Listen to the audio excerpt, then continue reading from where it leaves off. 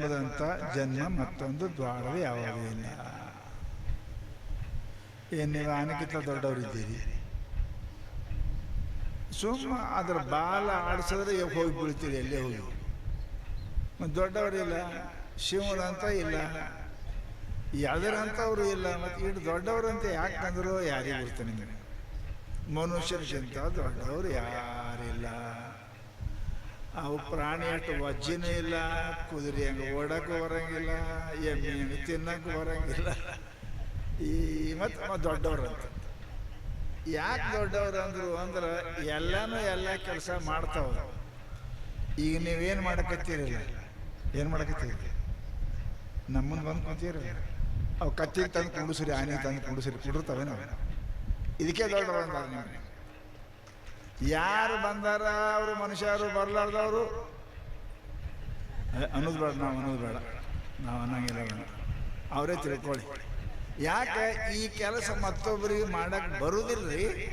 ಈ ನೀವೇನು ಬಂದು ಕುಂತಿರಲ್ಲ, ಈ ಕೇಳಕತ್ತೀರಿ, ಮಹತ್ವ ನೋಡಕತ್ತೀರಿ, ಹಣೆ ಹಚ್ಚಿ ನಮಸ್ಕಾರ ಮಾಡಕತ್ತೀರಿ, ಇದು ಅವಾಗ ಬರ್ತದ? ಪ್ರಾಣಿಗಳಿಗೆ ಬರಂಗಿಲ್ಲ. ಅದಕ್ಕೆ ಮಾನವ ಜನ್ಮ ದೊಡ್ಡದು ಅಂತಾರೆ. ಅವು ಗುಡಿಗೆ ಹೋಗಿ ಬರ್ತದ, ಲಿಂಗದ ಮೇಲೆ ನೀರು ಹಾಕಿ ಬರ್ತದ, ಲಿಂಗದ ಮೇಲೆ ಏಕಿ ಮಾಡ್ತಾವು. ನಾಯಿಗಳು ಅಲ್ಲಿ ಏಕಿ ಮಾಡಿ ಹೋಗ್ತಾವೆ ನೋಡ್ರಿ, ಇಲ್ಲಿ ಕಟ್ಟಿ ಮೇಲೆ ಏಕಿ ಮಾಡಿ ಹೋಗ್ತಾವೆ, ಬರಂಗಿಲ್ಲ ಅವಕ್ಕೆ. ಅದಕ್ಕೆ ಅವಾಗ ನಾಯಿ ಅಂತ.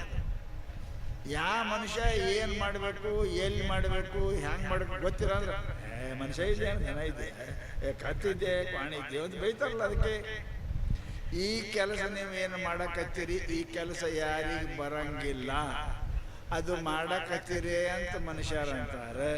ಮಾಡ್ಲಾರ್ದವ್ರಿಗೆ ನಾನಂಗಿಲ್ಲಪ್ಪ ನೀವೇ ಅಂದ್ರೆ ಸಿಟಿ ಬರ್ತಾರೋ, ಬರ್ಲಾರ್ದವ್ರು ಸಿಟಿ ಬರ್ತಾರೆ. ಮತ್ತು ನಾಯಕಲ್ಲಿ ಅದಕ್ಕೆ ಏನಂದ್ರೆ ಅವರು ಈ ಕೆಲಸ ಮಾಡ್ತಿರಂತೆ ಮಾನವ ಜನ್ಮ ದೊಡ್ಡದು ಅಂದ.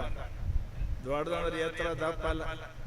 ಒಂದು 100 ಕಿಲೋ ಇದ್ರೆ ಅವನಿಗೆ ದೊಡ್ಡವರು ಅಂತಾರೆ. ಮನುಷ್ಯನಿಗೆ ದೊಡ್ಡವರು ಅನ್ನಂಗಿಲ್ಲ. ಅದಕ್ಕೆ ಯಾಕೆ ದೊಡ್ಡವರು ಅಂದ್ರೆ ಪರಮಾತ್ಮನ ಸೇವೆ, ಗುರು ಸೇವೆ, ದಾನ, ಧರ್ಮ ಚಿಂತನೆ ಮಾಡಕ್ಕೆ ಮನುಷ್ಯರು ಬಿಟ್ಟು ಮತ್ತೊಬ್ಬರಿಗೆ ಬರುವುದಿಲ್ಲ. ಆ ಮಾಡೋರಿಗೆ ದೊಡ್ಡವರಂತಾರೆ. ಮಾಡಲಾರ್ದವರಿಗೆ ಬಾಲು ಕೋಡಿಲ್ಲದ 2 ಕಾಲಿನ ದನ ಅಂತಾರೆ. ಇದೊಂದು ಸ್ಪೆಷಲ್ ಆ್ಯನಿಮಲ್ ಅಂತಾರವರು. ಅದಕ್ಕೆ ಮಹಾನುಭಾವರು ಏನಪ್ಪ, ನಮ್ಮ ಮ್ಯಾಲಿಂದ ಮೇಲೆ ಪ್ರೀತಿಯಿಂದ ನಮ್ಮ ಗದ್ದಾ ತುಟಿ ಹಿಡಿದು ಹೆಂಗೆ ಅವ್ವ ಅಪ್ಪ ಮಕ್ಕಳು ಹೇಳ್ತಾರೆ ಹಂಗೆ ಹೇಳ್ತಾರೆ. ನೋಡಪ್ಪ ತಮ್ಮ ಮನುಷ್ಯ ಹುಟ್ಟಿದೆವು, ಮನುಷ್ಯನ ಕೆಲಸ ಇಟ್ಟು ಮಾಡುವ. ಏನ್ರಿ ಮನುಷ್ಯನ ಕೆಲಸ? ಯಾವ ದನ ಮಾಡಂಗಿಲ್ಲ ಆ ಕೆಲಸ. ಮತ್ತೇನದ ದನ ಯಾಕೆ ಕೆಲಸ ಮಾಡಕ್ಕೆ ಬರಂಗಿಲ್ಲ, ಆ ಕೆಲಸ ಮನುಷ್ಯನ ಕೆಲಸ. ಮತ್ತು ಅದೇ ಮಾಡಿದ್ರೆ ನಮಗೂ ದನನೇ ಅಂತಾರೆ. ಅದಕ್ಕೆ ಮಹಾತ್ಮರು ಏನಪ್ಪ ಅಂತ ಕೇಳಿದ್ರೆ ಮನುಷ್ಯನಿಗೆ ಅಂದರು, ತಮ್ಮ ಮನುಷ್ಯನಿಗೆ ಏನಪ್ಪ ಅಂದ್ರೆ ಹೆಂಗೆ ದೊಡ್ಡವರಾಗ್ತೀರಿ, ಜವಾಬ್ದಾರಿ ಹೆಚ್ಚಾಕೋದಿಲ್ಲ. ಹುಡುಗರು ಏನು ಕೈ ಕೊಡಕ್ಕೆ ಕೆಳಗೆ ಹೋಗಿದ್ರೆ ಸಣ್ಣ ಪಾರದ ಬಿಡುವಂತೆ. 20 ವರ್ಷನ ಹೋಗಿದ್ರೆ ಬುದ್ಧಿ ಐತೆ ಇಲ್ಲ, ಕತ್ತಿಗಿದ್ದೆ, ಮನುಷ್ಯ ಇದೆ, ಬೈತಾರೆ. ಅದಕ್ಕೆ ದೊಡ್ಡ ಮತ್ತು ಮಾಡಿದ್ರೆ ಮನುಷ್ಯ ನನಗೆ ದನ ಇದೆ ಅಂತ. ಯಾಕೆ? ದೊಡ್ಡವ್ರು ಆದಂಗೆ ತಪ್ಪ ಕಡಿಮೆ ಮಾಡಬೇಕು, ಚಲೋ ಕೆಲಸ ಮಾಡಿ. ಮತ್ತು ನಾವು ಈಗ ಹೇಳಿ ದೊಡ್ಡವರಾಗಿರಿ. ನಹಿ ಮನುಷ್ಯಾತ್ ಶ್ರೇಷ್ಠತರಂ ಕಿಂಚಿದಷ್ಟೇ. ಜಗತ್ತಿನೊಳಗೆ ಮನುಷ್ಯನಿಗಿಂತ ಹೆಚ್ಚಿದ್ದು ಚಲೋ ಶರೀರ ಮತ್ತೊಂದು ಇಲ್ಲ ನೋಡಿ. ಹೆಂಗೆ ಹೇಳಿದ್ರು ಅವರು, the body of A man is A junction. ಮನುಷ್ಯನ ಶರೀರ ಜಂಕ್ಷನ್ ಇದ್ದಂಗೆ ಅದ ರೀ. ಜಂಕ್ಷನ್ದಾಗ ಹೋಗ್ರಿ, ನೀವು ಹೈದ್ರಾಬಾದ್ಗೆ ಹೋಗ್ರಿ, ದಿಲ್ಲಿ ಕೇಳ್ರಿ ಟಿಕೆಟ್ ಕೊಡ್ತಾರೆ, ಮದ್ರಾಸ್ ಕೇಳಿ ಟಿಕೆಟ್ ಕೊಡ್ತಾರೆ. ನೀವು ಹೈದ್ರಾಬಾದ್ಗೆ ಹೋಗಿ ಕೇಳಿ ಎಲ್ಲ ಕಡೆ ಟಿಕೆಟ್ ಕೊಡ್ತಾರೆ. ನಮ್ಮ ಬೀದರ್ದಾಗ ಕೇಳಿದ್ರೆ ಎಲ್ಲಿ ಕೊಡ್ತಾರೆ. ಜಂಕ್ಷನ್ ಅಂದರೆ ಎಲ್ಲ ಕಡೆ ಟ್ರೈನ್ ಹೋಗ್ತಾವಲ್ಲಿ, ಯಾಕಡೆ ಬೇಕಾದ ಕಡೆ ಹೋಗ್ಬೇಕು, ಅದು ಜಂಕ್ಷನ್. ಹಾಗೆ ಈ ಮನುಷ್ಯನ ಶರೀರ ಇದು ಜಂಕ್ಷನ್, ಲೈಕ್ ಎ ಜಂಕ್ಷನ್. ನೀವು ಪಾಪ ಮಾಡಿ ನರಕಕ್ಕೆ ಹೋಗ್ಬೋದು, ತಿನ್ನಬಾರ್ದು ತಿಂದು ದವಾಖಾನೆಗೆ ಹೋಗ್ಬೋದು, ಹೌದಾ? ಮಾಡಬಾರ್ದು ಮಾಡಿ ಜೈಲ್ಗೆ ಹೋಗ್ಬೋದು. ಚಲೋ ದಾನ ಧರ್ಮ ಮಾಡಿ ಕೊಳ್ಳಾಗ ಹಾರ ಹಾಕ್ಸ್ಬೋದು, ಹೌದಲ್ಲ? ಬರ್ತಲ್ಲ, ದಾನ ಮಾಡಿ ಕೊಳ್ಳಾಗ ಹಾರ ಹಾಕ್ತಾರೆ. ನಿಮಗೆ ಹಾರ ಹಾಕ್ಬೋದು. ಪುಣ್ಯ ಮಾಡಿರಿ ಸ್ವರ್ಗಕ್ಕೆ ಹೋಗ್ಬೋದು. ಗುರುಗಳು ಶರಣಾಗತಾರೆ, ಜ್ಞಾನ ಪಡ್ಕೋರಿ, ಜನ್ಮನೇ ಹೋಗ್ಬಿಡ್ತು, ಮುಕ್ತರಾಗ್ಬೋದು. ಎಂಥದ್ದು ಶರೀರ ಇದು! ಎಲ್ಲಿ ಬೇಕಾದರೆ ಮುಕ್ತಿ ಪಡೆಯಕ್ಕೆ ಬರ್ತದ, ಸ್ವರ್ಗಕ್ಕೆ ಹೋಗಿ ಬರ್ತದ, ನರ್ಗಕ್ಕೆ ಹೋಗಿ ಬರ್ತದ, ಜೈಲ್ಗೆ ಹೋಗಿ ಬರ್ತದ ಅಂತ ಸೇರಿ. ಪರಂತು ಬಹಳ ಮಂದಿ ಇದು ನರ್ಕಕ್ಕೆ ಹೋಗಿ ಕೆಲಸನೇ ಮಾಡ್ತಾರೆ. ಸ್ವರ್ಗಕ್ಕೆ ಹೋಗಿ ಕೆಲಸ ಮಾಡಂಗಿಲ್ಲ, ಪುಣ್ಯ ಮಾಡಂಗಿಲ್ಲ, ದಾನ ಮಾಡಂಗಿಲ್ಲ, ಜಪ ಮಾಡಂಗಿಲ್ಲ, ಧ್ಯಾನ ಮಾಡಂಗಿಲ್ಲ, ಸೇವಾ ಮಾಡಂಗಿಲ್ಲ. ಆಯಿತು ಊ ಮ ಹೇ ಇವು ಮೂರೇ. ಏನು ಮಾಡಿದೆ ಏನು ಮಾಡಿದೆ ಏನು ಮಾಡಿದೆ ಅಂತ ಕೇಳಿದ್ರೆ ಏನು ಹೇಳ್ಬೇಕು ಉತ್ತರ? ಏನು ಮಾಡಿದೆ? ಹೆಂಡತಿ ಮಾಡ್ಕೊಂಡೆ, ಗಂಡ ಮಾಡ್ಕೊಂಡೆ, ಮಕ್ಕಳು ಮಾಡಿದೆ, ಹೊಲ ಕಟ್ಟಿದೆ, ಹೊಲ ಬೆಳೆಸಿದೆ, ಮನೆ ಕಟ್ಟಿದೆ. ಗುಬ್ಬಿನೂ ಮಾಡ್ತಾವೆ, ಗುಬ್ಬಿನೂ ಲಗ್ನ ಹಾಕವ, ಖರ್ಚಿದೆ. ನಾಯಿನೂ ಖರ್ಚಿದೆ, ಲಗ್ನ ಹಾಕವ.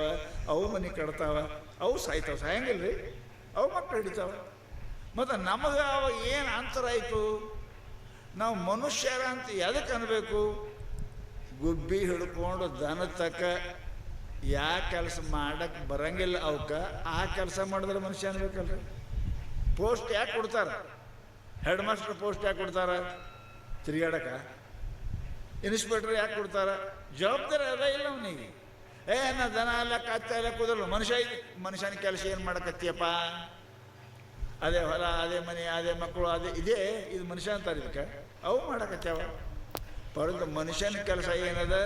ಪುಣ್ಯ ಗಳಿಸೋದು, ಪರಮಾತ್ಮನ ಭಕ್ತಿ ಮಾಡೋದು, ಗುರುವಿಗೆ ಶರಣಾಗಿ ಜ್ಞಾನ ಪಡ್ಕೊಳ್ಳೋದು.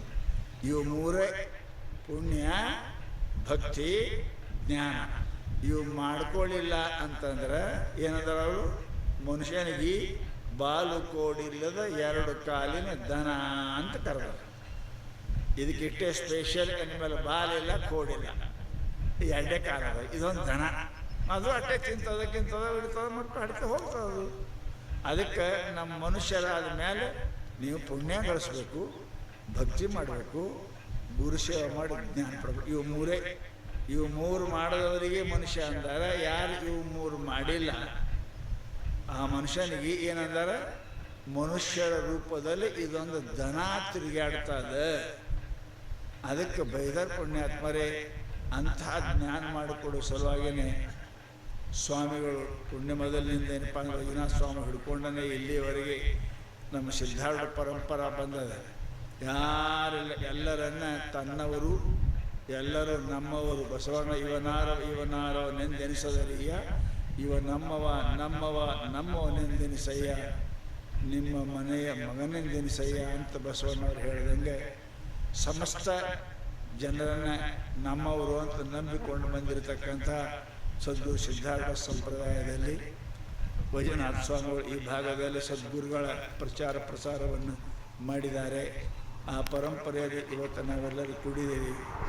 ಪೂಜ್ಯರು ಬಂದಿದ್ದಾರೆ, ಅವರು ತಮ್ಮ ಆಶೀರ್ವಾದ ವಚನ ಮಾಡ್ತಾರೆ ಅಂತ ಹೇಳ್ತಾ ನನ್ನ 2 ಮಾತು ಮುಗಿಸ್ತಾರೆ.